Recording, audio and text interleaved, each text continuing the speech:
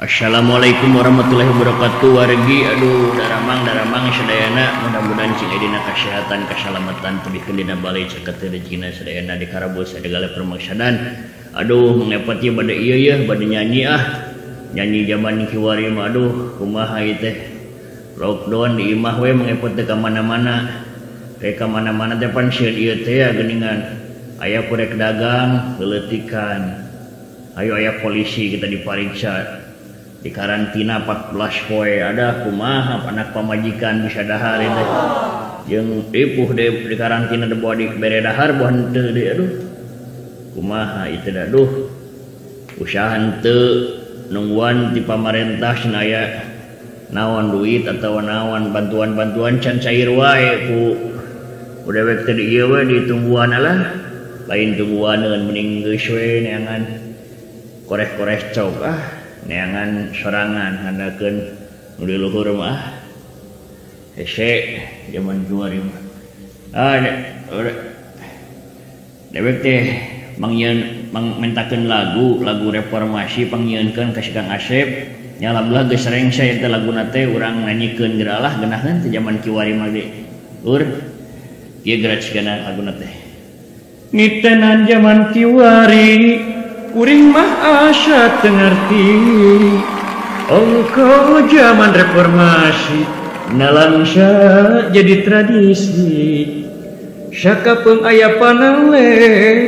kunaon harga narae lu leutik asa kacekek rahayat malah kadengkek keur anu sangsara teu bisa majar kumaha ngan saukur ngurut dada sangsara hirup kasiksa pomakanu dilaluhur cing hawa tos kanu nganggur aung mata jadi tagiwur rengsekeun sacara jujur mugi dana kompensasi kanggo nungkulan inflasi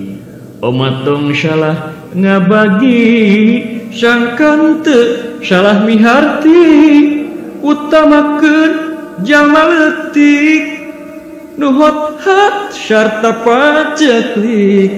geus teu bisa bibirintik ngan hate anu ngarenghi ngarenghi hate zaman kiwari mah jang nu leutik mah tong boy ngeuning kawas urang nu leutik anu baroga ge anu ngajarit yang mudah-mudahan teh cing dinormalkeun teh ya Allah corona cing diangkat ku Gusti Maha Suci asa ti Gusti mulang deui ka Gusti ya Allah ya Rabbi alhamdulillah urang kudu muji syukur kana agung atas masya nikmat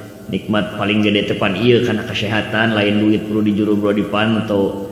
kan kana kesehatan nomor hiji mah urang gerak mata jeung ningalina leungeun jeung gerakna sagala rupa sehat mapan dahar ge ngeunah geuningan